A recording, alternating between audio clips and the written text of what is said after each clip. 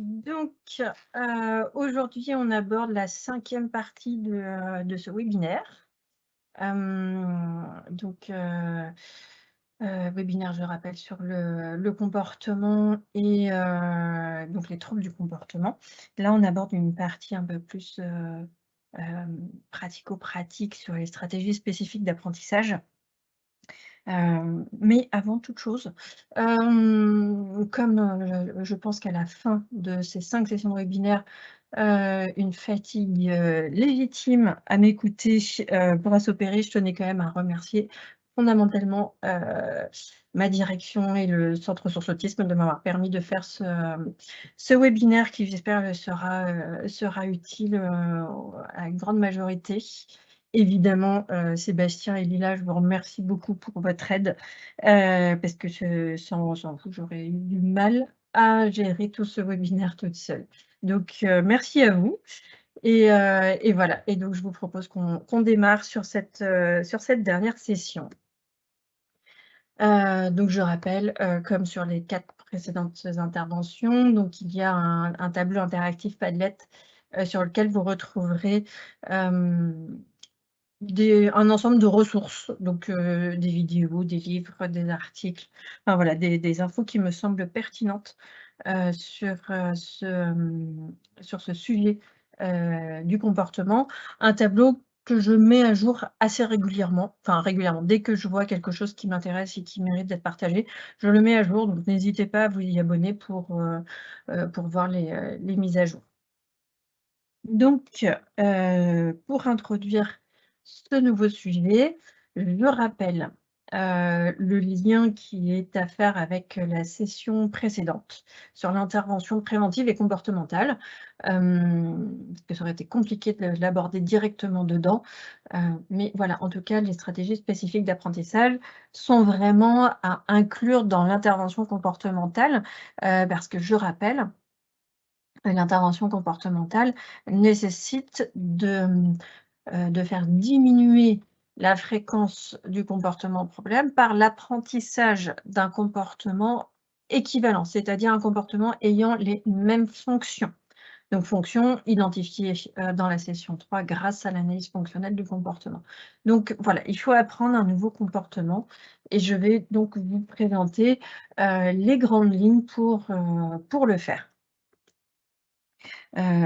Un autre rappel, totalement essentiel, donc là, je le présente et c'est vrai que c'est on présente ces stratégies d'apprentissage de manière très spécifique dans l'autisme. Néanmoins, heu, pour moi, il est assez important de rappeler que dès qu'une personne, quel que soit son âge ou quel que soit son niveau de développement intellectuel, se retrouve dans une, situation d'apprentissage, ce sont des stratégies qui sont utilisées ou en tout cas présentées de manière assez naturelle. Hem, et ça dans tous les domaines, hein, que ce soit, voilà, les apprentissages scolaires, les loisirs, l'autonomie, la communication. Ce sont des techniques, totalement universelles. Donc c'est souvent des techniques qu'on va naturellement employer avec les jeunes enfants. D'ailleurs, souvent quand je présente ces supports à un public, issu du monde de la petite enfance, donc des éducatrices de jeunes enfants, des puéricultrices, des assistantes maternelles. Souvent, elles me disent, bah, qu'en fait, elles savent faire. Oui, en fait, effectivement, tout le monde sait le faire. La seule chose, c'est que ce sont des pratiques qui sont assez, bah, presque automatiques et donc on n'a pas conscience de tous les mécanismes, intermédiaires et c'est pour ça que, bah, en faire une présentation, hem, est importante de façon à si jamais vous êtes en difficulté avec une personne dans le cadre d'un apprentissage et ben il faut de bien connaître toutes les spécificités de ces stratégies d'apprentissage vous permettra de pouvoir, changer un petit peu les leviers qui faciliteront l'apprentissage par la suite. Donc voilà, mais en tout cas, sachez que c'est des choses qu'en fait, vous savez déjà faire. Moi, je vais juste vraiment décomposer le système. Donc ça, c'est, voilà, il me semblait important de le préciser. Donc ce n'est absolument pas spécifique à l'autisme. Il y a certaines choses qui vont être à adapter au fonctionnement des personnes autistes. Néanmoins, ce sont des choses qu'on a déjà tous, utilisées soit pour apprendre, soit où c'est nous qui avons bénéficié de ces stratégies-là. Notamment quand nous étions de jeunes enfants. Donc, hem, pour, développer de nouvelles compétences, il est important de définir des objectifs à court terme qui vont servir l'objectif à long terme. L'objectif à long terme étant le comportement que l'on vise ou la performance que l'on souhaite voir obtenir, mais il faut se fixer des objectifs à court terme et donc ces objectifs, il faut qu'ils soient qualifiés donc par cet acronyme SMART, que je vais vous détailler, ici. Donc il faut que l'objectif que vous mettiez en œuvre soit spécifique. C'est-à-dire que, voilà, ça ne doit pas rester flou. Je pense notamment, enfin, c'est des choses que j'ai déjà vues dans des projets pour des jeunes, que ce soit dans les établissements sanitaires ou médico-sociaux. Je vois dans le projet travailler les habiletés sociales, pour des jeunes enfants autistes. C'est c'est très flou parce que beaucoup trop vaste. Et puis si vous vous retrouvez avec travailleuse à habilité sociale, en fait, c'est un objectif qui va suivre en fait, l'enfant, tout le long de son accompagnement, donc ça pourrait durer des années. Et donc en fait, il vaudrait mieux être très spécifique en présentant un objectif, signalant, par exemple, apprendre à dire bonjour en serrant la main. Voilà, ça c'est un objectif spécifique. L'avantage, c'est que, vous pouvez l'atteindre beaucoup plus rapidement. Voilà, ça rejoint le critère, atteignable.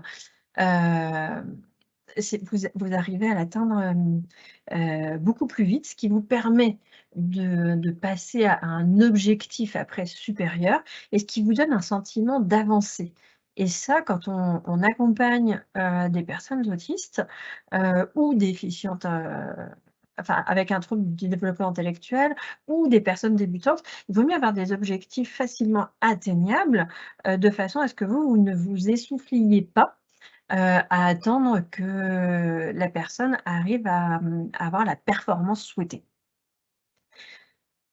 Il faut que ce soit mesurable, c'est-à-dire qu'il faut pouvoir indiquer des critères de réussite, qui vous autorisent de fait à passer à l'étape, suivante.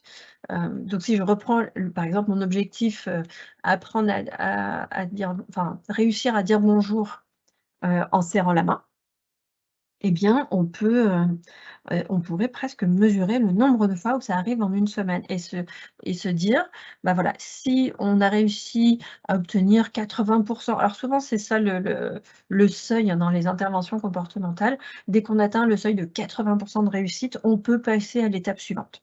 Voilà, parce qu'on enfin voilà, on peut pas demander à une personne d'être à un niveau optimal en permanence. Donc 80 c'est voilà, c'est le seuil, général. Donc voilà, mais ça, voilà, c'est soit vous de manière, très didactique, vous effectivement, vous notez.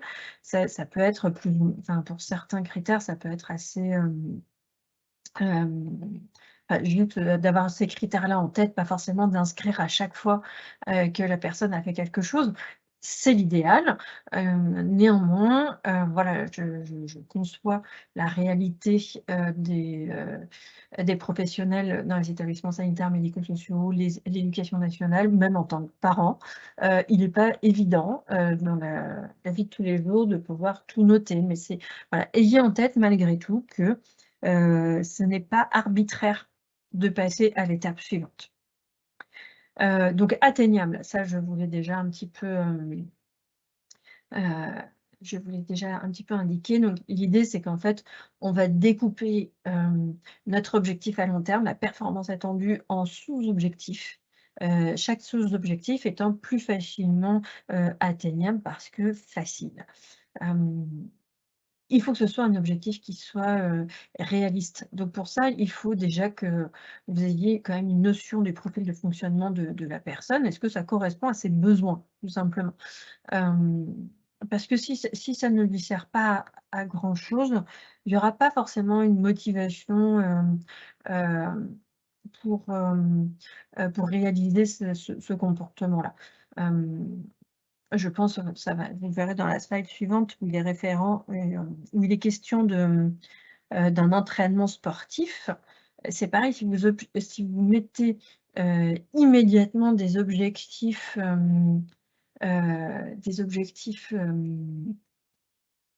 très élevés, ça enfin, vous n'y arriverez jamais. Parce que si l'objectif est très élevé, il n'est pas réaliste, il n'est pas atteignable.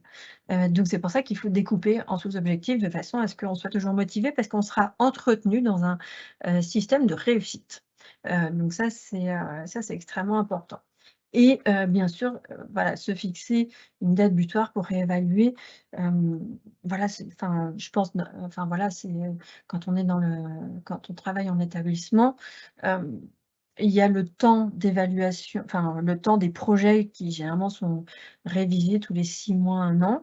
Hem, Ça n'empêche qu'on peut se fixer quand on a un objectif, on peut se fixer une date, se dire: «Bon, bah, voilà, on se fixe, voilà, toutes les 3 semaines, on vérifie que tel objectif a été atteint ou non». De façon à mettre à jour, parce que imaginez si l'objectif est enfin, si vous mettez des objectifs, hem, réalistes et atteignables, imaginez qu'en 3 semaines, la personne, atteint cet objectif, il faut pouvoir le réévaluer, passer à l'étape suivante parce que si on attend 1 an la révision du projet, c'est pas, ce sera pas cohérent. Donc il faut penser à se mettre des dates butoirs. Mais ça, c'est à nouveau, quand on est dans la gestion de projet professionnel, on se fixe, hein, des objectifs de rendre tel projet à telle date et on va le faire, enfin, souvent ce qui est réalisé, ce sont des rétro-plannings où voilà, on va se fixer des objectifs. Voilà, je dois penser à contacter un tel, je dois penser à louer telle salle, je dois penser à faire, ce mailing à tous les clients. Enfin voilà, on va décomposer tout, à nouveau tout le projet en sous-objectifs et on se fixe des dates butoirs à chaque fois pour se dire: «Bah, le mailing doit partir avant telle date». Voilà, je vous dis ça c'est vraiment cet acronyme SMART, vous pouvez l'appliquer dans absolument, tous les domaines de votre vie. Ce n'est absolument pas spécifique, hem, à l'autisme, mais c'est un acronyme qui est facile à retenir, donc gardez-le bien en tête pour, voilà, pensez à fixer vos objectifs, de cette manière-là auprès de vos enfants ou des personnes que vous accompagnez ou même dans votre travail, tout simplement. Voilà, donc ça, c'est une petite BD, d'un illustrateur, il s'appelle Paco.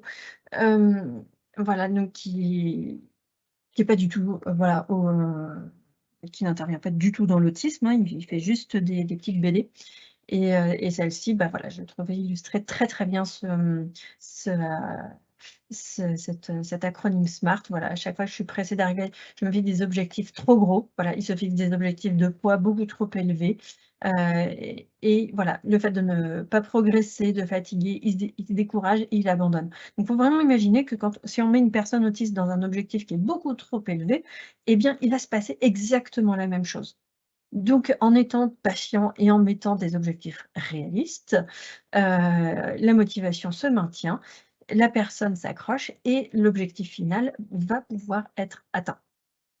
Voilà, c'est, illustré également dans cette strip de Catherine Testa. Voilà, si on veut pouvoir monter l'échelle, il faut des barreaux qui soient totalement atteignables, sinon on n'y arrivera jamais ou alors on mettra beaucoup plus de temps. Donc je trouve que c'est très bien illustré pour comprendre ce que je viens de vous expliquer. Parce qu'en fait, c'est une réalité, souvent on fixe des objectifs trop importants. Donc il faut penser à redécomposer parce qu'on met naturellement, en fait, les personnes en difficulté si on leur met des objectifs inatteignables. Donc il faut savoir, être beaucoup plus humble dans l'approche, que l'on a auprès des personnes, des personnes autistes. Et donc aujourd'hui, je vais vous présenter, voilà, différentes techniques que l'on va, utiliser. Voilà, à nouveau, je rappelle, je présente, des grandes lignes, donc voilà, il n'est pas, voilà, il est important de les retenir, pour les fois où vous vous retrouvez en difficulté. Si possible, pensez à les mettre en place, voilà, quand même, de manière systématique, mais voilà, ne pas suivre à la lettre tout ce que je vais vous présenter parce que je vais présenter tout, hein, donc ça peut paraître impressionnant, mais c'est vraiment une méthodologie qui était facile à mettre en place une fois que vous l'avez bien saisie parce que je vous rappelle, vous savez faire en réalité. Moi, je viens juste décomposer. Et je vais commencer par l'imitation. Alors ça, c'est vraiment, heu, la méthodologie d'apprentissage, dont on a tous bénéficié, parce un bébé observe ses parents, et donc il va chercher à imiter ses parents. Et donc pour ça, enfin la capacité d'imitation, elle est dépendante, de ce qu'on appelle la présence des neurones miroirs. Alors les neurones miroirs sont des neurones, qui, qui servent à programmer, par exemple, un geste et ils ont une double fonction. C'est-à-dire que si, vous observez une personne faire un geste, ils vont s'activer. Donc si vous observez, par exemple, une personne, tendre le bras pour attraper une bouteille, vous ne faites pas cette activité-là, vous ne faites pas ce mouvement-là. Néanmoins, les neurones, qui programment les gestes de tendre le bras et attraper la bouteille vont s'activer, comme si ils avaient, fait cette action-là. Donc c'est quelque chose qui est très, très fort, et qui est très utile, hein, qui est d'ailleurs, très utilisé, je pense aux sportifs, qui utilisent beaucoup l'imagerie mentale. On le enfin, l'image qui me vient souvent à l'esprit sont les personnes, enfin les skieurs avant de faire une descente ou ceux qui font du bobsleigh, on les voit, faire leur parcours en imagination. Mais parce qu'en fait, ça vient, activer, les neurones qui vont l'utiliser et donc en faisant par répétition, ça leur permet d'automatiser un petit peu le geste de façon à ce qu'il arrive, beaucoup plus naturellement au moment où ils en ont besoin. Les danseurs aussi, c'est pareil, souvent, on les voit quand ils répètent, ils sont avec leurs mains, ils imitent un petit peu comme ça, ils font la même chose. Donc voilà, donc ça, c'est, l'utilisation des neurones miroirs. Hem, D'ailleurs, je pense que sur le Padlet, j'ai mis une vidéo qui explique les neurones miroirs. Je me note de le mettre pour vérifier, une vidéo qui explique très, très bien ce phénomène-là. Et donc, bah, les bébés, ont des neurones miroirs très actifs et donc ils apprennent évidemment par imitation. Alors on sait, que chez les personnes autistes, ces neurones miroirs sont un petit peu moins efficaces. Donc voilà, ils vont mettre plus de temps à se mettre en action et ce qui expliquerait que, bah, certains apprentissages ne se font pas aussi naturellement que pour une personne, enfin un bébé neurotypique. Heu donc c'est pas la stratégie d'apprentissage qui sera la plus facile, à mettre en place. Je ne dis pas qu'elle c'est impossible. Je dis juste que c'est une stratégie qui peut être un peu plus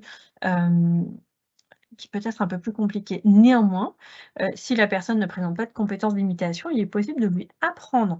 Voilà, avec des consignes extrêmement simples, voilà, comme, voilà, lever le bras, ranger un objet dans une boîte, voilà, ça peut être, Ça peut être, une, un objectif en tout cas dans les projets.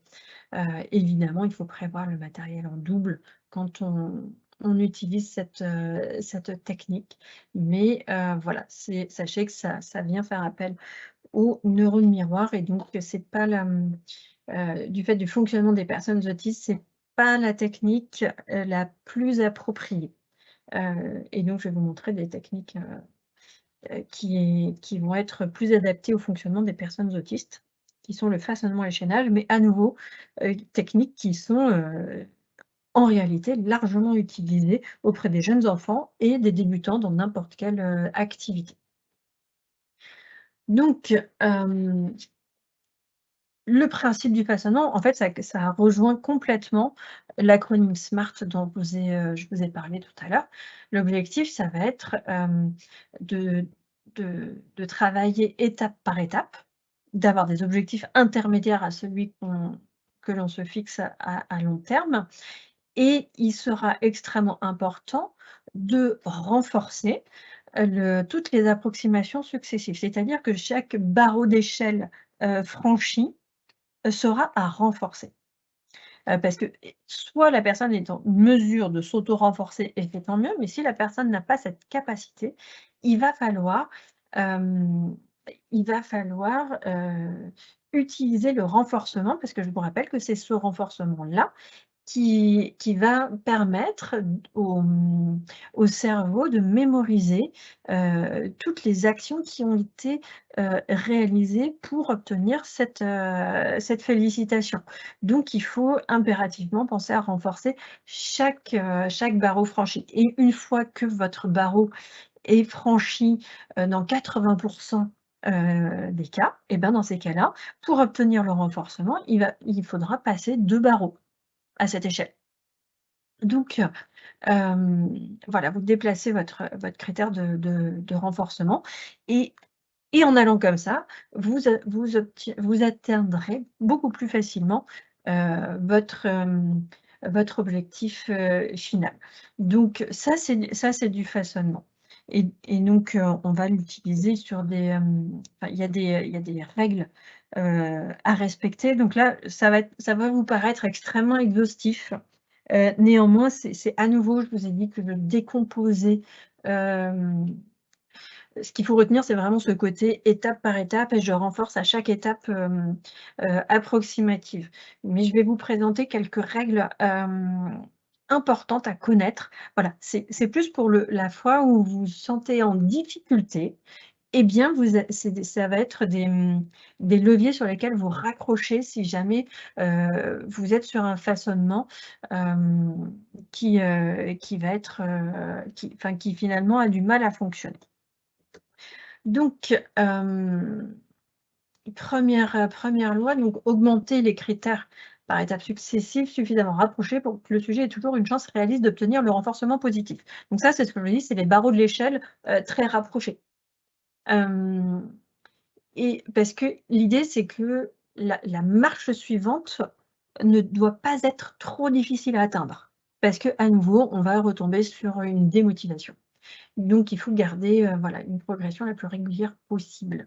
Donc par exemple, si on est dans les apprentissages, alors même si les notations, voilà, on utilise dans l'école primaire des lettres de notation, hem voilà, si votre enfant a plutôt des difficultés à l'apprentissage et a tendance à avoir des mauvaises notes, et vous souhaitez le voir progresser, n'attendez pas que votre enfant obtienne un A pour le féliciter. C'est-à-dire que chaque petit progrès, même si c'est pas suffisant à votre regard, c'est que chaque petit progrès a coûté en effort à l'enfant. Donc ces efforts-là, il faut les récompenser. Il faut les compenser, en tout cas. Donc en fait, à chaque amélioration des résultats, eh bien, on félicite et jusqu'à pouvoir, arriver vers les notes maximales. Sachant qu'à nouveau, on attend, enfin, les objectifs, ne seront pas forcément A pour tous les enfants parce que voilà, enfin, c'est difficile d'obtenir des A, dans 80 des cas, hein. Donc, à nouveau, on se fixe des objectifs réalistes, par rapport au niveau de votre enfant. Je vous ai donné un autre exemple, voilà, dans le sport. Donc enfin, quand les chevaux, par exemple, sont dressés à l'obstacle. Voilà, si un cheval saute, un obstacle, avec une marge conséquente, hem, et bien, on va pas augmenter immédiatement la hauteur des obstacles à sauter, de l'équivalent de cette marge-là. On va y aller progressivement de façon à s'assurer, enfin, voilà, de la régularité de l'apprentissage pour ce cheval-là. L'idée étant de ne pas lui faire peur. Voilà, tout simplement. Donc voilà, différents exemples, je vous ai dit, c'est pas du tout, c'est vraiment très universel, hein, comme principe. Alors, l'idéal étant d'enseigner un aspect d'un comportement spécifique à la fois. Donc si on essaye de façonner 2 critères en simultané, ça peut poser problème. Tout simplement parce que notre cerveau a une fonction qui s'appelle l'attention divisée. Donc l'attention divisée, ça implique de porter notre attention sur, 2 critères. Heu, mais qui dit apporter de l'attention, c'est-à-dire que ce n'est pas automatique. Mais ça va réduire la compétence que l'on va mettre sur chacun des critères. Typiquement, une situation divisée où il est, risqué d'être en attention divisée, c'est téléphoner au volant. Si on téléphone au volant, on est concentré à la fois sur la route, à la fois sur le téléphone. Donc si on donne toute notre concentration au téléphone, on n'est pas concentré sur la route et on devient dangereux pour nous et pour les autres. Ou alors on fait les 2. Enfin, je suis pas en train de valider qu'il faut téléphoner au volant, bien évidemment, mais c'est pour vous expliquer. Mais, vous aurez du mal à vous concentrer sur ce que vous dites. Donc c'est pas un moment où vous pourriez, être sur un rendez-vous téléphonique très important. Ou alors, enfin, si c'est pas dans si c'est pas dans le dans le téléphone au volant, ça peut être tout simplement le téléphone en marchant. Si vous êtes, en train de marcher, une balade, vous connaissez le chemin et cetera, vous êtes au téléphone, bon, bah, vous pouvez vous concentrer naturellement, sur votre conversation parce que votre marche, c'est facile, elle est automatique. Donc, l'attention divisée se répartit, très convenablement entre les 2 critères.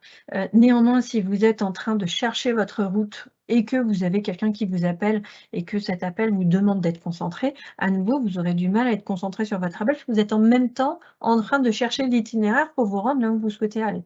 Ou alors, un exemple que je prends souvent aussi, c'est, nous en Bretagne, enfin, se balader, sur la côte et par exemple aller marcher dans les rochers, et bah, c'est pas un moment où on peut passer un coup de téléphone important. Parce qu'on est concentré à ne pas tomber, parce que là, notre marche n'est pas automatique.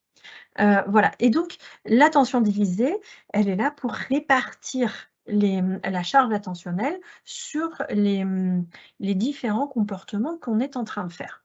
Ce qui veut dire que si vous placez une personne en situation d'apprentissage et que, vous essayez de façonner donc 2 critères à la fois, ça va devenir compliqué d'assurer une performance idéale sur chacun des 2 critères. Donc là, je vous ai donné je vous ai mis un petit exemple donc toujours un exemple dans le sport. Le sport se prête, excessivement bien, à cette présentation sur le façonnement et donc là, je vous présente, un tapis de putting où en fait, donc ça, c'est un tapis d'entraînement au putting où vous avez, en fait, si vous partez d'ici et que vous visez, cette partie-là où il y a le cercle orange et cetera, en fait, vous travaillez la précision. L'objectif étant de faire passer la balle sur le trou. Donc on va travailler la précision en mettant un point de départ, hem, à plusieurs endroits du tapis. Mais vous pouvez aussi démarrer de ce point-là et travailler, la vitesse de la balle et donc la distance que vous souhaitez lui faire parcourir et donc ajuster le mouvement de balancier, du putter, en fonction de la distance à parcourir et donc on va viser des bandes. D'abord la bande noire, à nouveau la bande verte, la deuxième bande noire et on va essayer en fait dans le enfin voilà, les les manuels là d'utilisation de ce genre de tapis, ils proposent de faire des petits concours où effectivement l'objectif c'est à nouveau quand vous avez réussi à mettre 8 balles sur 10 sur cette bande et bah, vous pouvez passer à la bande suivante. Et ensuite vous pouvez repartir des 2 autres bandes, mais vous voyez ce critère d'apprentissage aux alentours de 80 lui il est vraiment on le voit vraiment partout. Et donc là, l'idée, c'est de décomposer l'apprentissage. On va faire le travail de la distance, de la puissance, d'un côté et ensuite on va faire le travail de la précision et à un moment donné, on va essayer d'ajuster les 2, mais ça veut dire qu'il faut accepter qu'on peut réduire, nos performances sur un des 2 critères. Ça va être difficile de faire les 2 à la fois, mais dans l'idéal, dans l'apprentissage, il faut surtout les dissocier.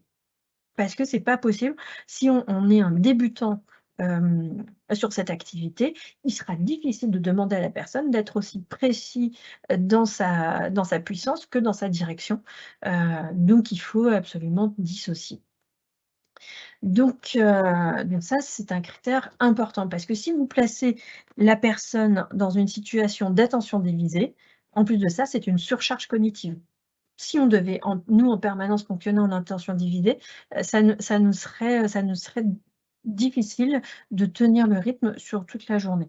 Donc si vous mettez la personne en surcharge cognitive, vous risquez, je vous rappelle le modèle fonctionnel du comportement, vous risquez de, majorer tous les éléments contextuels et donc une possible fatigue, un stress et cetera, qui sont des facteurs déclencheurs, enfin des facteurs à risque d'augmentation, d'apparition des comportements problèmes. Donc voilà, ça c'est un aspect important à retenir. Donc l'idéal, c'est que,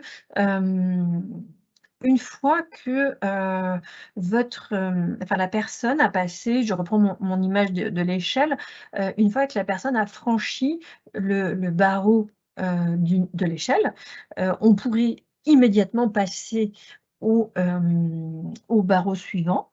Mais, ce qui peut être intéressant, c'est de ne pas le faire tout de suite, mais de mettre en fait un programme de renforcement, positif variable. C'est-à-dire que pendant un temps, vous continuez de renforcer systématiquement le premier barreau, hem, et ensuite vous essayez de diminuer, c'est-à-dire vous ne renforcez pas systématiquement, de façon à ce que la personne, puisse se satisfaire en fait d'elle-même, de cette étape qui est franchie et donc petit à petit, vous pouvez même diminuer progressivement, le renforcement de cette première étape franchie et ensuite, vous pouvez passer au barreau suivant et ça peut être aussi le moment de déconditionner si vous utilisez un renforçateur primaire, ça peut être de le déconditionner en mettant du renforcement social. Voilà, ça peut être aussi une stratégie dans le façonnement.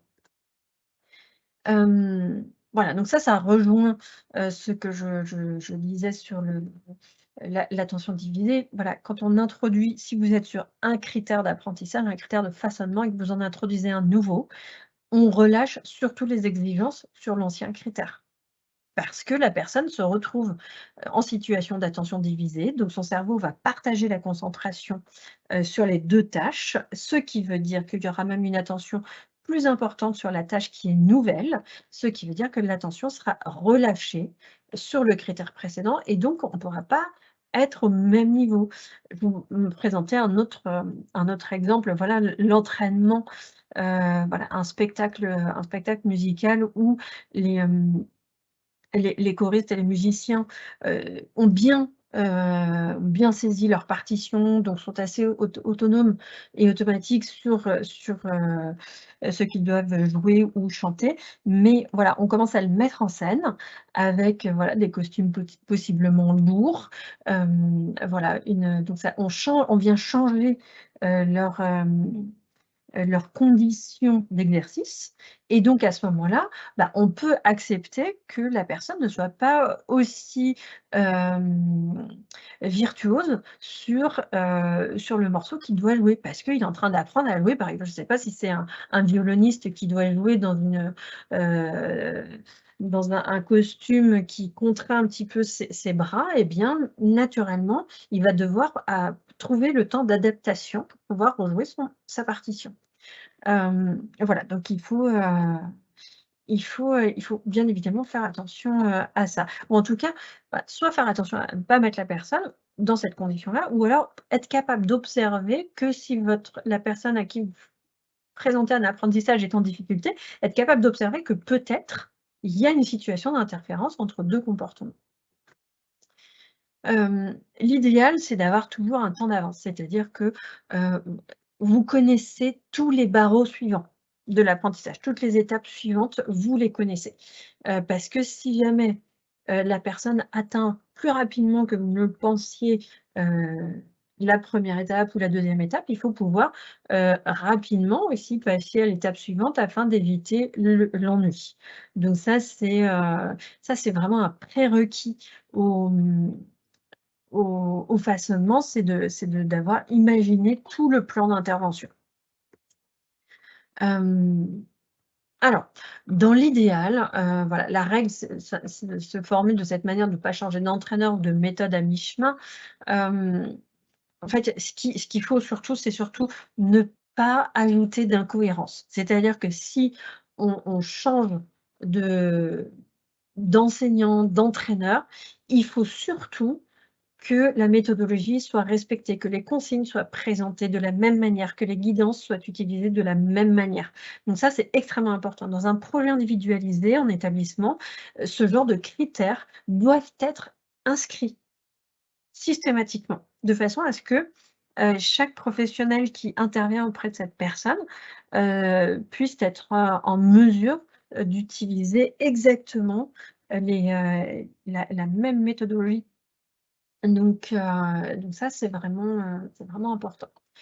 Heu, Autre point, évidemment, si votre façonnement, en tout cas la méthodologie que vous avez mis en place ne fonctionne pas, révisez-la.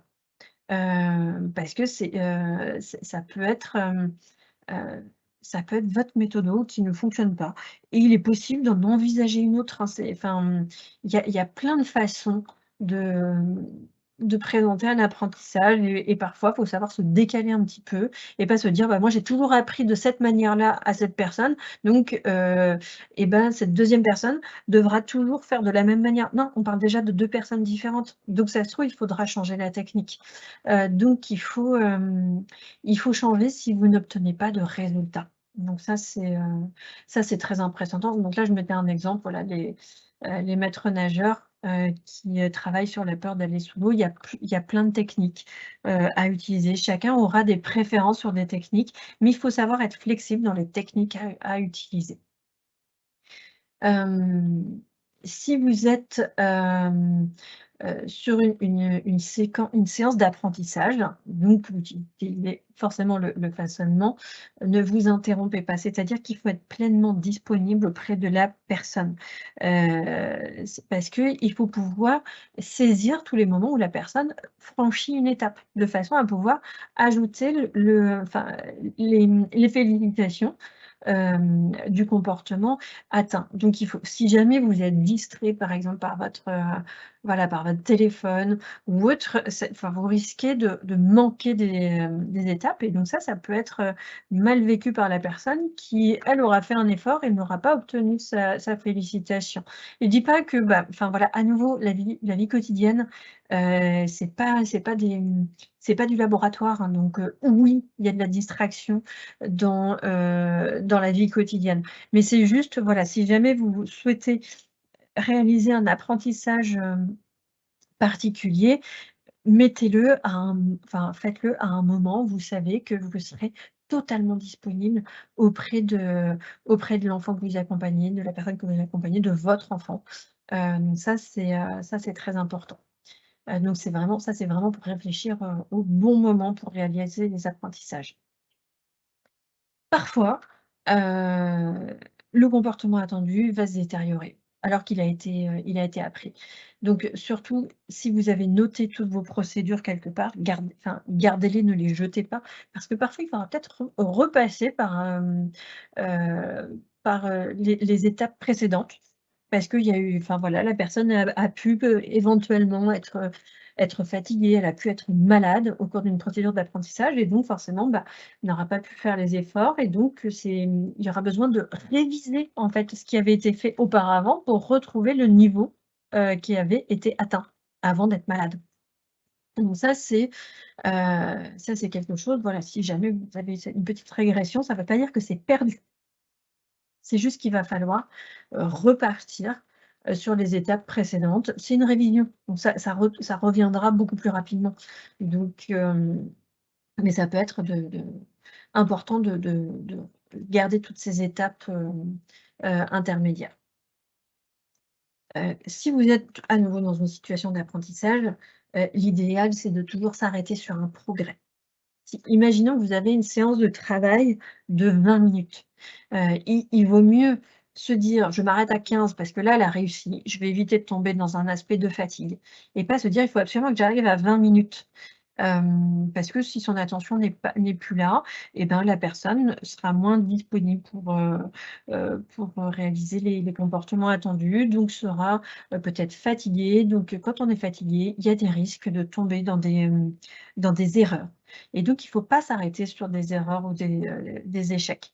Donc il vaut si vous allez jusqu'à 20 minutes et vous sentez qu'il y a une fatigabilité de la personne, dans ces cas-là, n'attendez plus de performance sur ce comportement-là, changez d'activité, présentez une activité simple, facile, que vous savez que la personne réussit systématiquement de façon à terminer sur une félicitation au niveau de la séance.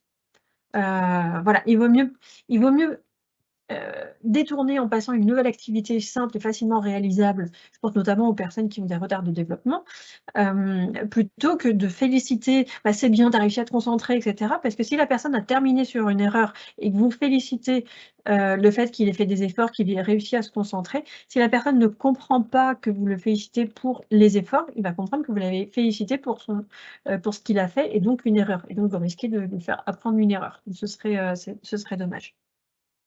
Donc il faut, voilà, essayer de terminer sur des réussites. Mais je pense, voilà, aux enseignants sportifs, enfin voilà, n'importe quelle activité de loisir, pour les enfants, souvent les entraîneurs, c'est exactement ce qu'ils font. Ils terminent par quelque chose qui est facile ou qui terminent sur un jeu, voilà, pour, laisser dans un état émotionnel plutôt positif qui donnerait envie de revenir à la séance suivante. Donc voilà, évidemment, je vous présente un petit exemple de façonnement. Donc là, l'idée est d'apprendre à Julie, qui visiblement n'est pas très à l'aise, dans l'eau, de rester, dans une piscine pendant 2 minutes. Donc au départ, en fait, voilà, le programme a été défini de telle sorte avec, chaque, étape approximative et à chaque, étape qui est acquise, en fait, Julie va pouvoir ensuite aller jouer, avec son ballon dans le jardin ou dans un espace, où elle peut utiliser ce ballon, bien évidemment. Hem, mais l'idée, c'est de p enfin, voilà, ça se trouve, ça se fera d'une séance à l'autre et peut-être que ça se fera au cours d'une même séance, toutes ces étapes. Il y a pas de règle. C'est pour ça qu'il faut avoir toutes ces étapes, déjà envisagées. Donc voilà, donc ça c'est un exemple mais on ne sait pas combien de temps ça va prendre, à Julie. Mais en tout cas, chaque fois qu'elle, franchit une étape, elle se rapproche de l'objectif, qui est à plus long terme, qui est resté dans la piscine pendant 2 minutes. Donc on récompense, hem, chacune des étapes. Donc là, en l'occurrence, c'était, qu'elle puisse jouer avec son ballon. Donc c'était une activité plaisante, mais bien évidemment, on rajoute du renforcement social, de façon à ce que le renforcement social se conditionne, au ballon et qu'ensuite Julie apprenne à mettre du sens sur ce qu'est une félicitation. Là, je vais vous montrer, hem, voilà alors 2 techniques, de chaînage, le chaînage avant, le chaînage arrière. Donc ça, on va les utiliser, Voilà, en fait, on va les utiliser quand on va décomposer des objectifs en sous-objectifs, pardon, j'ai du mal à articuler, beaucoup plus complexes. Donc il va falloir réaliser ce qu'on appelle une analyse de tâches. Donc ce que je vais vous montrer déjà ce qu'est une analyse de tâches, c'est par exemple, ceci. Donc ça, c'est l'analyse de tâches du lavage de dents. En fait, c'est décomposer ce que le lavage de dents comporte comme étape, hem, comme étape, heu, spécifique. Voilà, pardon, je cherchais mon terme.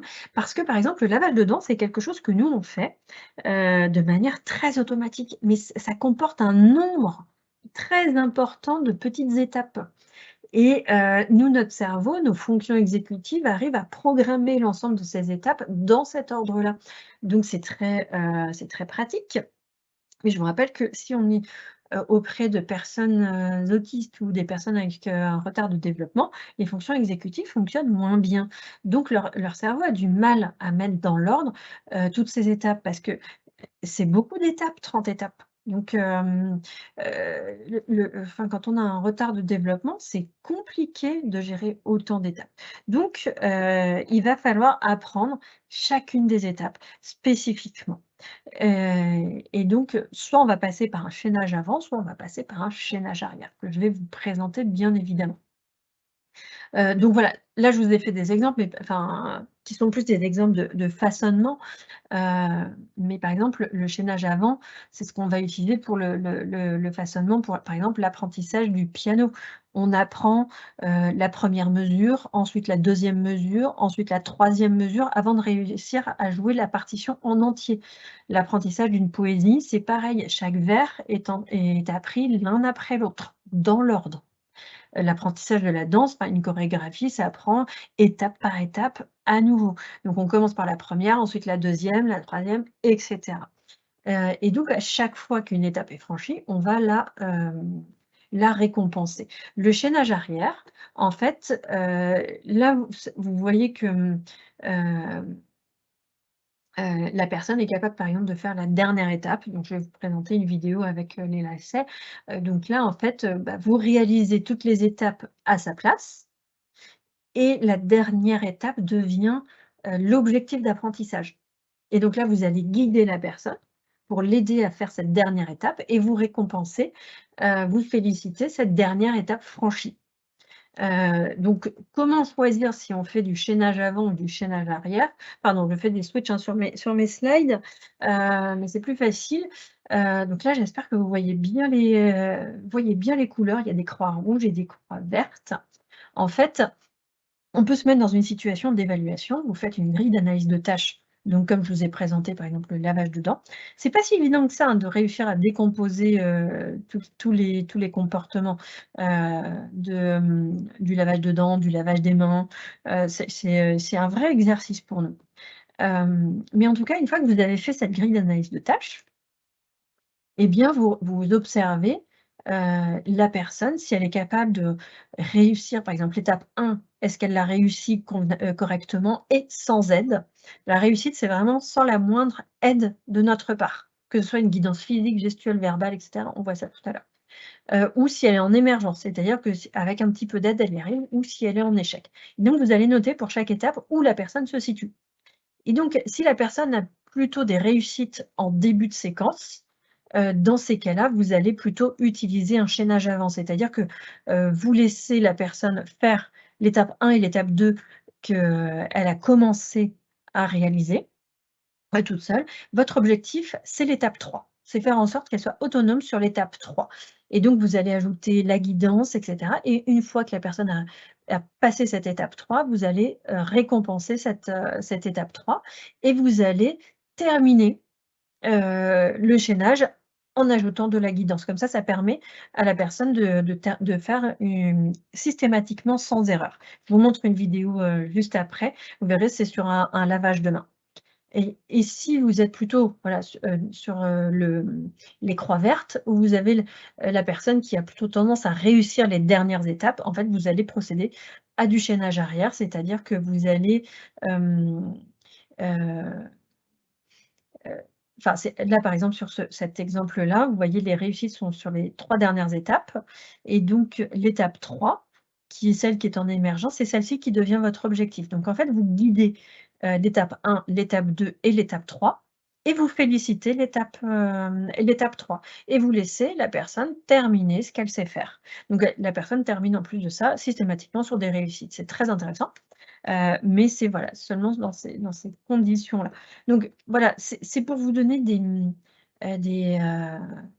à nouveau, je décompose, hein, je vous demande pas de faire impérativement ça pour chaque comportement que vous apprenez, mais c'est pour vous donner un ordre d'idée. Si c'est difficile pour vous d'apprendre, par exemple, à votre enfant à mettre son pantalon, il est possible de passer par une décomposition en sous-étapes et donc voilà comment ça fonctionne et donc maintenant je vous montre, voilà 2 petites vidéos. Donc là, ça va être un lavage de mains et donc vous allez voir que la professionnelle, va d'abord, guider tout le chaînage du lavage de mains et à un moment donné, l'apprentissage sera sur fermer le robinet et donc en fait, la petite fille aura appris enfin, aura déjà appris au préalable à faire les premières étapes, donc elle les fera toute seule et la professionnelle, on la voit intervenir directement sur le, le robinet pour le fermer et donc elle la guide, cette petite fille et ensuite elle la renforce. Donc je vous laisse, regarder un petit peu comment ça fonctionne.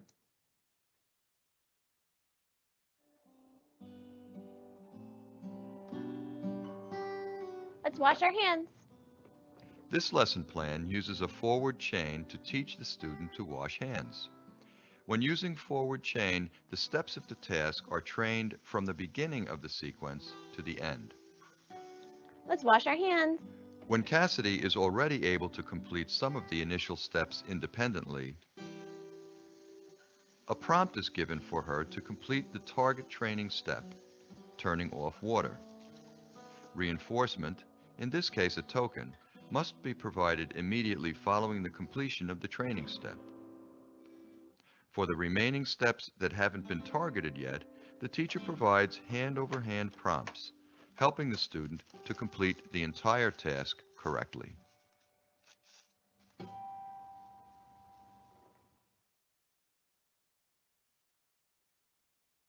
Voilà, bon, c'était en anglais, mais j'espère que enfin voilà, avec mes explications, que vous aurez compris, mais vous avez vu, là, tout ce qui n'était pas réalisé en autonomie était guidé. Donc ça, c'était une guidance physique, c'est ce qu'on va voir juste après.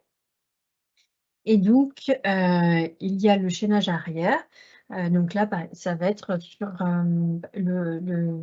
l'apprentissage des lacets.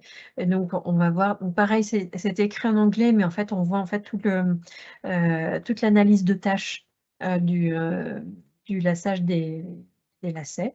Hem et donc en fait, vous allez voir, l'enfant qui va d'abord faire les dernières étapes et progressivement va en faire de plus en plus. Hem, voilà, je vous laisse regarder.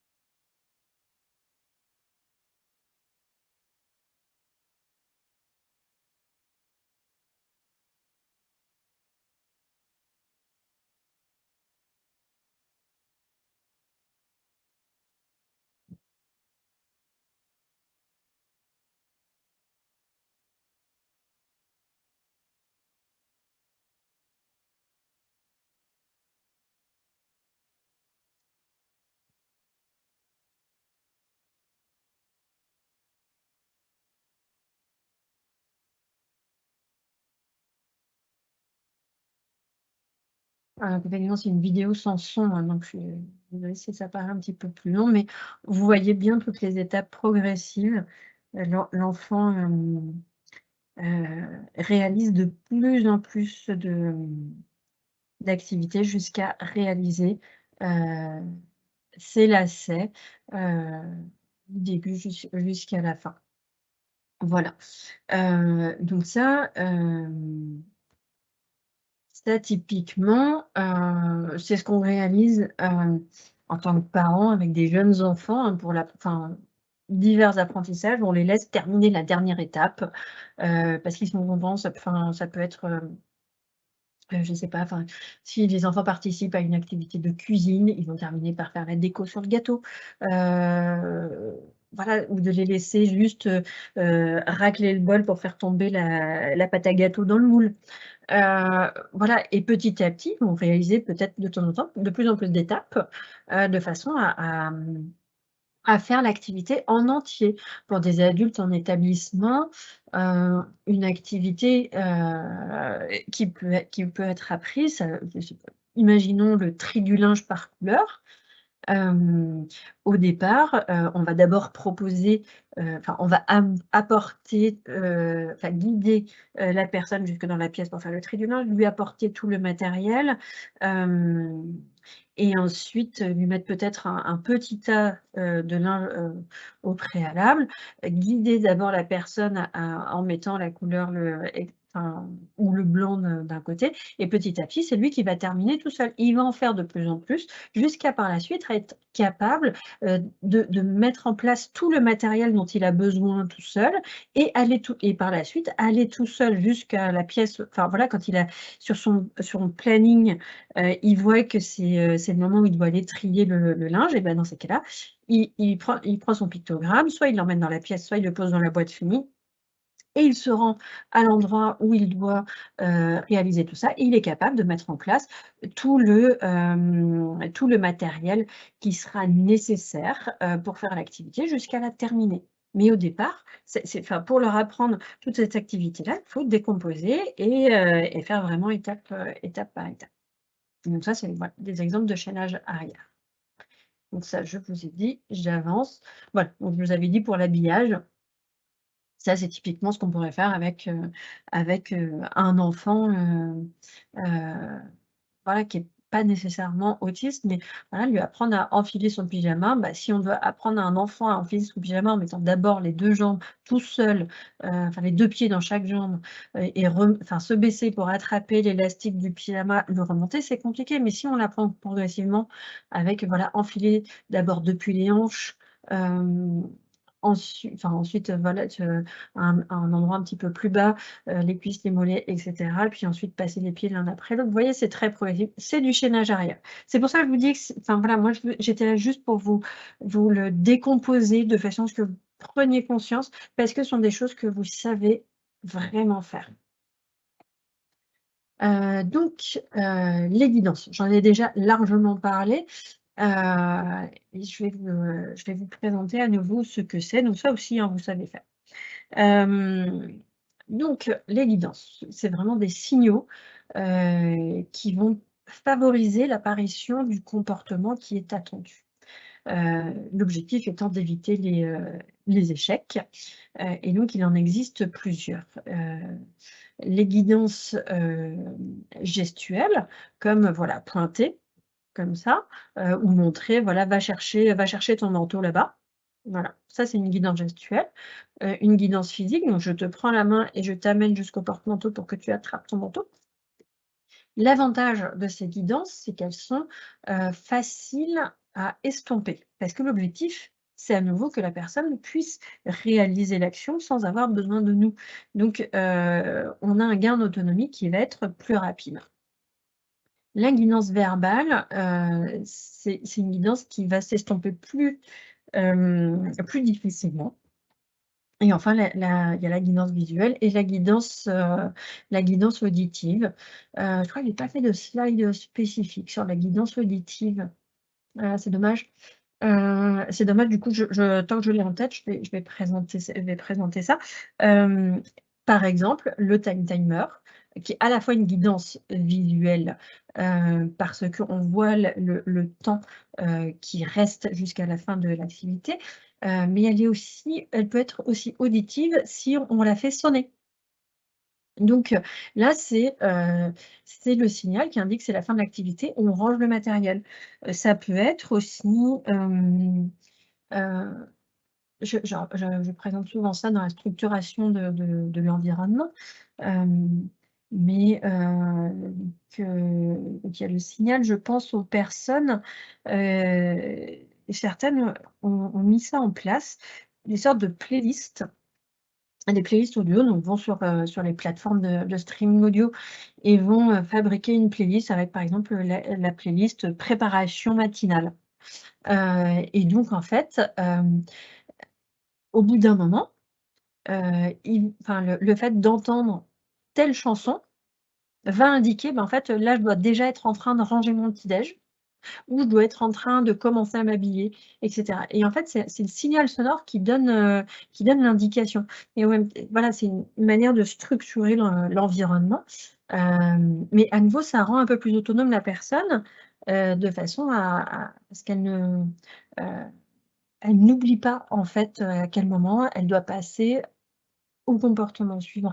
Mais ça, c'est des choses, hein, que nous, on a dans notre quotidien, avec, je pense notamment, enfin, quand on prend la voiture pour aller au travail et qu'on écoute une station, de radio qui est tout le temps la même, normalement, vous savez que, quand passe l'horoscope ou le moment des informations, vous savez que vous devez être à tel endroit pour être à l'heure à votre travail. Si jamais, hem, l'horoscope débute avant que vous ne soyez sortis de la voie express, vous savez que vous êtes en retard. Voilà, voilà, c'est des choses, je vous dis, on l'a vraiment dans notre quotidien et qui guident un petit peu notre comportement. Donc là, en l'occurrence, ça peut être enfin, l'idée, c'est pas d'aller plus vite si vous êtes en voiture, c'est éventuellement, si vous êtes en retard, contacter vos collègues, pour leur signaler que vous aurez 5 minutes de retard éventuellement. Et voilà, ça peut être de faire comme ça. Donc, la guidance. Donc, l'idée, c'est de, évidemment, sélectionner une guidance qui soit efficace.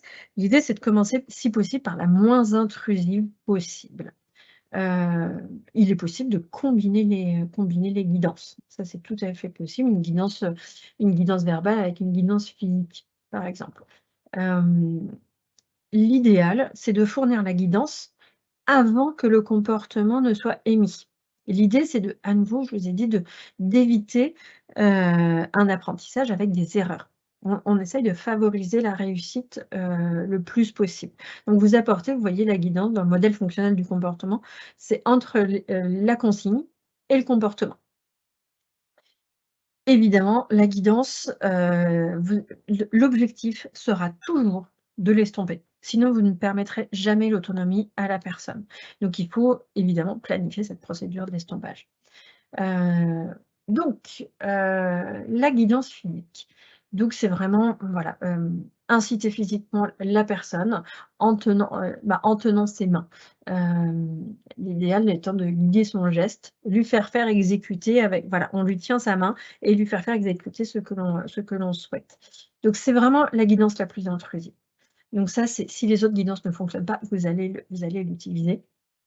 Mais à nouveau, ça, c'est des guidances que vous savez faire. Enfin, c'est pour ça que j'ai mis la petite image, voilà, de cet enfant qui apprend à marcher. Apprendre un enfant à marcher, on utilise des guidances physiques parce qu'on lui tient la main pour qu'il soit, de plus en plus autonome et à nouveau, au départ, on va tenir la main de l'enfant pour lui apprendre et petit à petit, on va diminuer la pression, que l'on va apporter. Au début, on va tenir la main entièrement et petit à petit, on va relâcher un petit peu la pression jusqu'à donner le petit doigt. Voilà, ça, c'est de la guidance physique. C'est pour ça que je dis que vraiment, vous savez faire. Voilà, je vous ai mis des exemples, issus de fiches là du service de Robert Debré. Voilà, où on voit la personne qui est guidée à la fin de son petit déjeuner pour apporter son bol, dans l'évier. Et donc voilà, pour cette personne, on peut supposer qu'il n'y avait aucune autre guidance qui était possible et donc il a fallu la guider, pour amener son bol là-bas. Donc l'idéal étant de se faire ombre de la personne et de se placer plutôt derrière. Évidemment, on fait attention aux personnes qui ont des hypersensibilités tactiles. Donc parce que peut-être qu'elles ne pourront pas du tout apprécier cette guidance-là. Ou alors, si vous avez pu observer que la personne avec l'hypersensibilité tactile apprécie plutôt une pression profonde, donc vous allez tenir assez fermement les mains de la personne. Pas juste poser votre main dessus au risque que votre main frotte un petit peu parce que l'effleurement pourra être une sensation extrêmement désagréable, voire douloureuse pour la personne autiste. Donc voilà, les personnes hypersensibles tactiles, peut-être qu'elles peuvent supporter la pression profonde. Donc il faut, voilà, dans ces cas-là, les tenir fermement, de façon à éviter en fait tout frottement sur la peau. Voilà pour les guidances, physiques. L'idéal étant, quand on présente une guidance physique, c'est de ne pas rajouter de guidance verbale. On ne peut pas s'en empêcher, hein, en tant que personne neurotypique, on a besoin de parler. Mais la guidance physique est très suffisante. Si vous rajoutez de la guidance verbale, heu, le risque, c'est que, vous apportez une guidance supplémentaire et le risque, c'est que quand vous estompez la guidance physique, la personne sera toujours dépendante de la guidance verbale et le problème, c'est qu'elle risquera d'être toujours dépendante de cette guidance-là.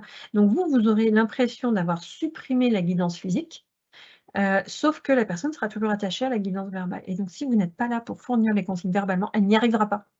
Donc il faudra, vous risquez de mettre la personne en situation d'erreur et c'est souvent des cas où on a l'impression, d'être nous-mêmes en tant que professionnels ou en tant que parents en échec, mais c'est juste parce qu'en fait on a parlé et on a donné trop d'indices et on n'a pas su, estomper ces indices-là, pour favoriser la plus grande autonomie possible.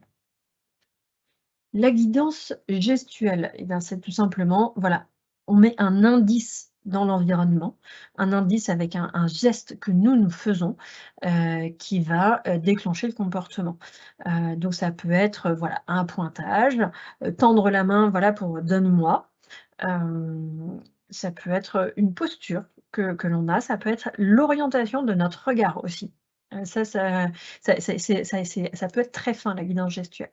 Donc voilà, l'idée c'est tant que la personne soit attentive à cet indice-là, de façon à voir, vers quoi on souhaite la diriger, vers quel comportement.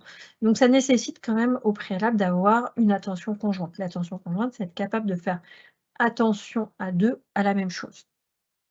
Donc voilà, donc là c'est, à nouveau Robert Debré, hein, qui montrait, donc vous l'aurez compris, hein, sur des fiches qui sont dans le Padlet, à vérifier, si elles sont dans le voilà, dans le Padlet comportement ou dans un autre Padlet que j'ai fait. Donc ça je vais vérifier, mais elles sont vraiment très bien ces fiches-là.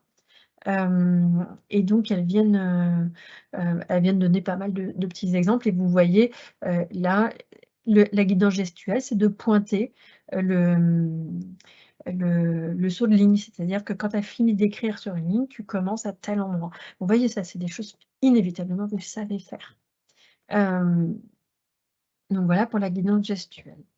La guidance visuelle, donc ça, c'est pas l'intervenant, l'éducateur, le professionnel, le parent et cetera qui, apporte de l'aide, c'est l'environnement lui-même.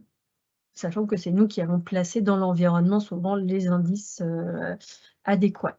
Donc évidemment, les indices adéquats, on les adapte au niveau de compréhension de la personne, notamment s'il s'agit de pictogrammes, il faut évaluer, enfin voilà, est-ce que la personne est capable, de comprendre un pictogramme aussi complexe que celui-ci? C'est pas évident. La personne se suffira peut-être d'un pictogramme où il y a juste les toilettes qui sont inscrites. Donc ça, évidemment, on l'adapte. Donc, voilà, la guidance visuelle, donc, là, en maternelle, hein, l'apprentissage du graphisme, avec petit à petit un estompage qui se fait avec des pointillés de plus en plus éloignés. Et ça, c'est de l'estompage de guidance physique. Il existe aussi pour la possibilité avec des cols qui se filent assez fort de, par exemple, tracer les lignes. Et en fait, la personne avec son stylo se retrouve à buter contre les lignes et donc à calibrer le geste graphique pour rester entre les lignes. Et donc, en fait, la guidance, on peut l'estomper en diminuant l'épaisseur du trait de colle qui permettait de canaliser le geste graphique. Donc ça va être plus une guidance dite environnementale, mais bon, ça revient à peu près au même. Voilà, ça peut être des pictogrammes dont on estompe progressivement le visuel. Pareil, ça peut être le pictogramme pour indiquer de passer à table, mais ça peut être aussi une guidance, par exemple, vous placez une feuille sur laquelle vous avez imprimé l'emplacement des couverts sur la table pour apprendre à la personne à mettre le couvert. Donc la personne va avoir juste à superposer. Et donc pareil, vous pouvez d'abord avoir ce set-là en noir et blanc. Après, vous pouvez estomper le contraste. Donc ça, vous pouvez en utilisant des logiciels aussi simples que PowerPoint ou Word, en tout cas des éditeurs de texte ou de présentation, en jouant soit sur la transparence, soit sur le changement de couleur. Vous pouvez tout à fait modifier les éléments. Et donc, petit à petit, la personne arrivera à mettre le couvert en autonomie sans avoir besoin d'avoir ce support-là. D'autres exemples, la guidance visuelle, comme je vous ai dit, hein, ça nous entoure partout. Tous les panneaux d'indication sur la route, des enseignes lumineuses, etc. Ce sont des guidances visuelles. Quand vous voyez cette croix verte, vous savez que vous pouvez trouver la pharmacie. C'est ça rejoint les notions de structuration de l'environnement.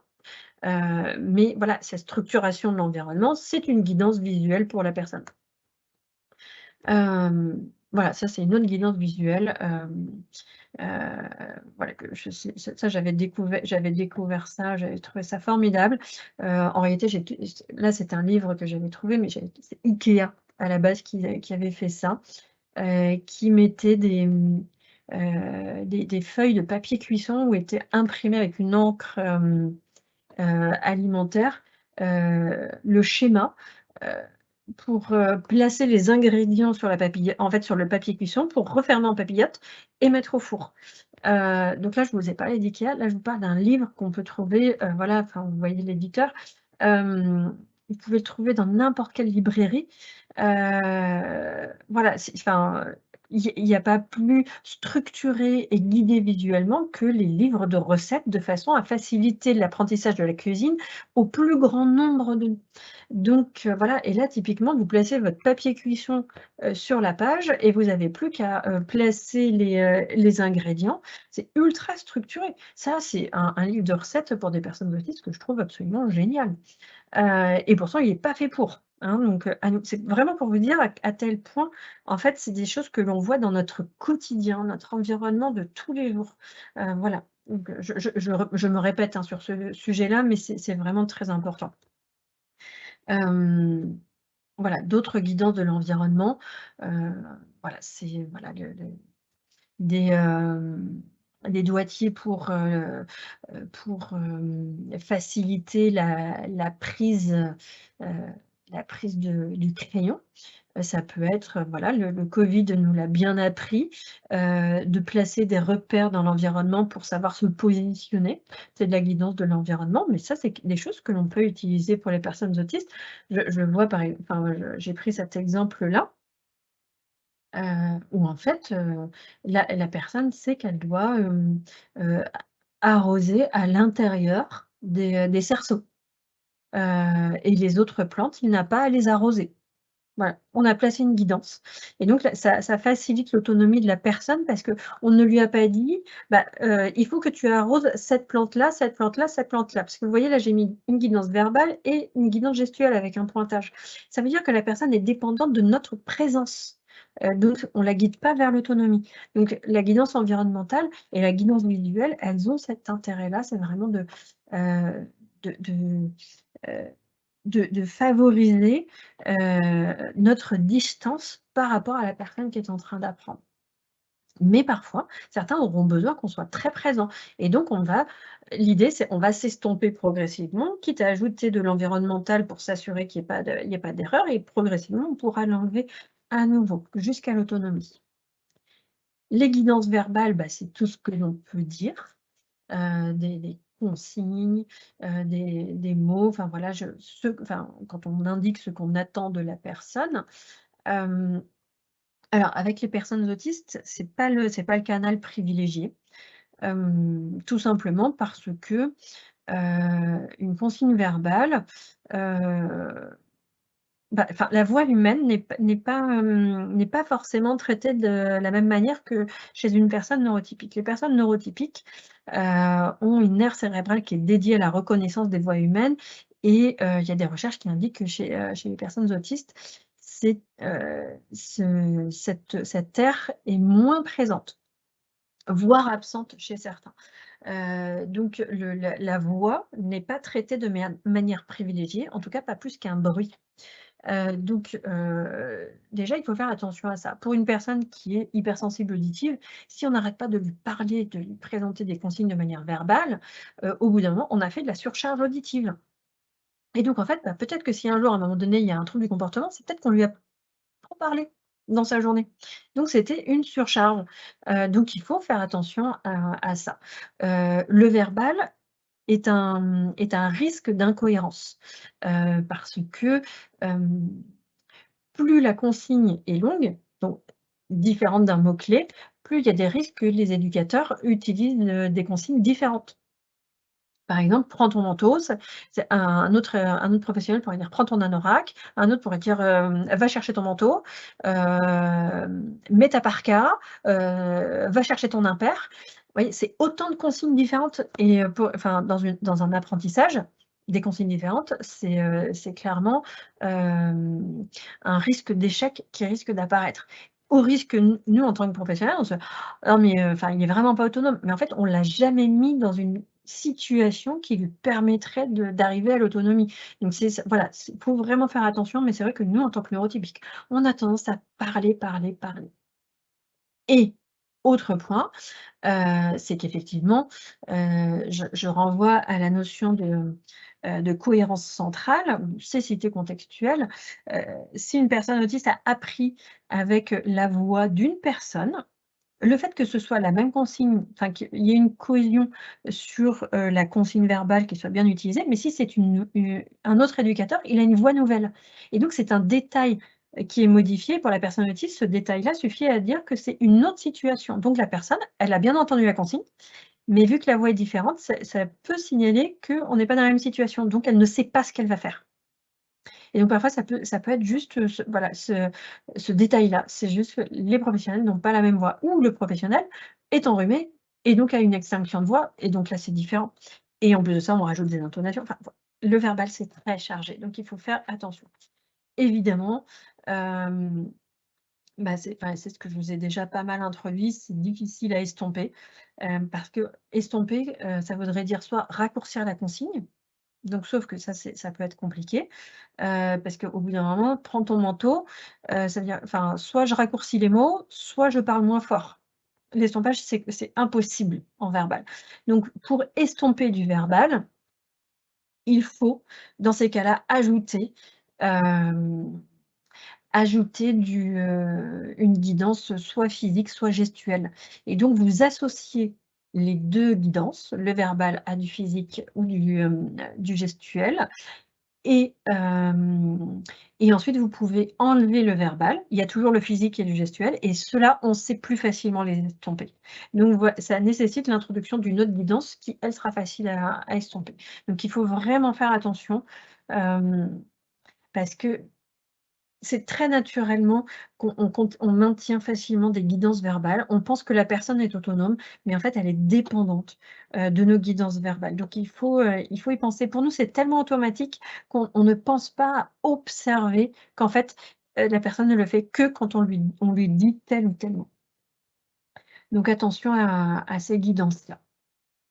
Voilà, j'arrive au bout de ma présentation.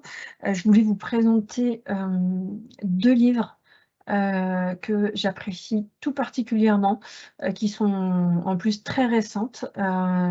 L'approche communication concrète est sortie en 2021. Donc l'approche communication concrète, c'est pas une nouvelle méthode dans les stratégies, d'apprentissage ni dans les stratégies éducatives, la structuration de l'environnement et cetera. C'est plus, moi ce que j'appelle une approche métacognitive, c'est-à-dire prendre du recul sur ce que l'on apporte à la personne pour voir si c'est compatible.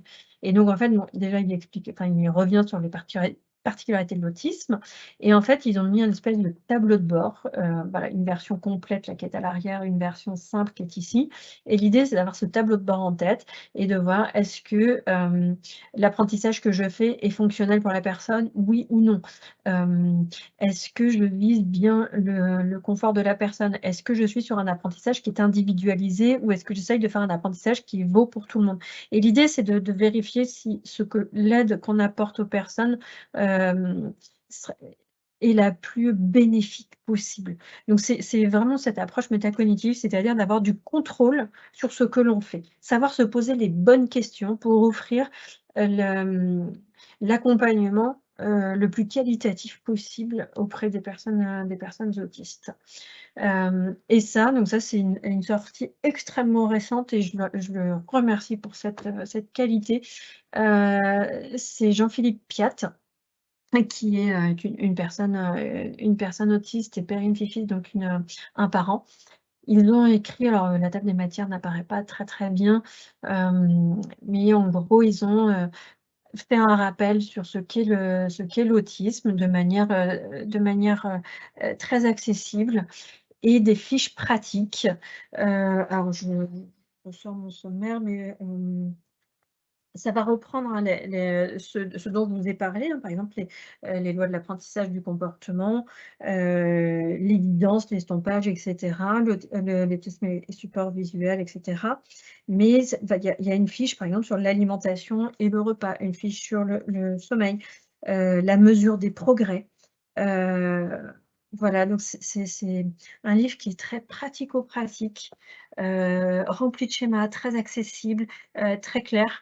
Voilà, donc voilà, si jamais vous ne pouviez, enfin voilà, vous n'aviez pas forcément les moyens de parce que ça regorge, hein, de la littérature sur l'autisme, mais en tout cas avec ces 2-là, moi je trouve vous balayez quand même beaucoup de choses et ça vous permet de monter en compétence sur pas mal de points.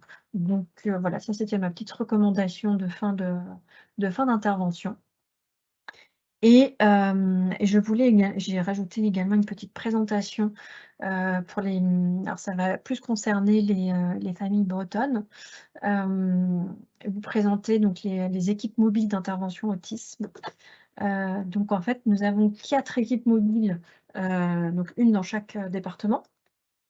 Donc ce sont, des équipes qui vont intervenir pour les personnes de plus de 16 ans pour qui le diagnostic est confirmé ou fortement suspecté. Parce qu'on sait que chez les adultes, les personnes ne sont pas nécessairement diagnostiquées et donc des personnes qui manifestent, des comportements problèmes. Donc je rappelle, comportement problème, c'est tout comportement, durable, intense et répété qui est à risque pour la santé et la sécurité de la personne ou de son entourage et qui compromet, les apprentissages, l'inclusion, et cetera. Donc voilà, ces comportements-là.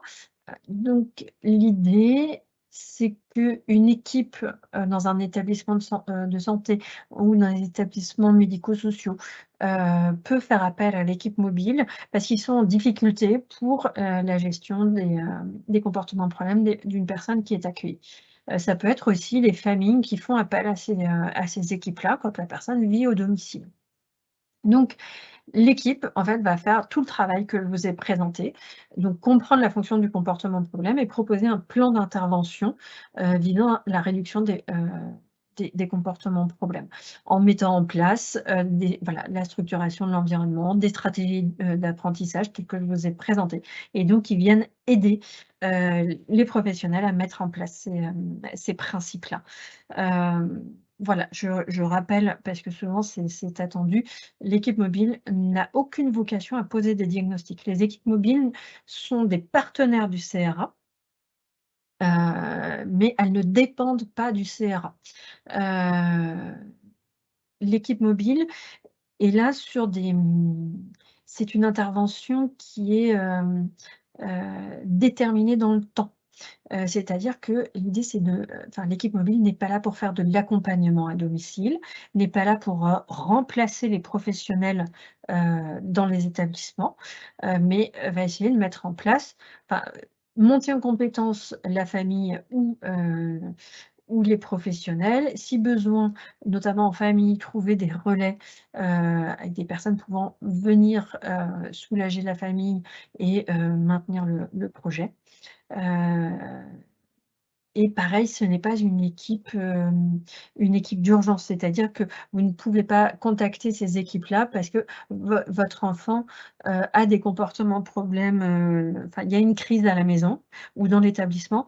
Vous ne pouvez pas appeler l'équipe mobile au même titre que vous appelleriez le SAMU ou les pompiers, hein. En cas de crise majeure, et si jamais il y a des risques de danger très importants, ce sont les services de droit commun comme le SAMU et les pompiers à appeler. L'équipe mobile ne se déplace pas en urgence. C'est parce qu'il y a tout simplement parce qu'ils sont impliqués sur diverses situations, donc ne sont pas disponibles pour faire ça. Donc il faut, en cas de crise, c'est le 15 ou le 18, mais pas les équipes mobiles. Et donc sur notre site internet, vous avez toutes les coordonnées de nos équipes mobiles, une par département. Mais je dis nos équipes mobiles, c'est les équipes mobiles de Bretagne, mais vous voyez que chacune est portée par un gestionnaire qui lui est propre. Ce n'est pas le Centre Ressources Autisme de Bretagne qui dirige ces équipes-là. Donc elles sont autonomes dans leur pratique. Voilà. Eh bien, écoutez, je termine là-dessus cette présentation et ce webinaire. On a fait nos 5 sessions. Je vous remercie pour tous ceux qui m'auraient écouté jusqu'au bout. Je vous remercie sincèrement de votre attention et de votre écoute. Et j'espère surtout que ces vidéos pourront diffuser au maximum de façon à informer et surtout améliorer la qualité de vie des personnes autistes. Et évidemment, le support dépasse largement, selon moi, le domaine de l'autisme. Donc, n'hésitez pas à partager auprès d'un entourage beaucoup plus large que ça.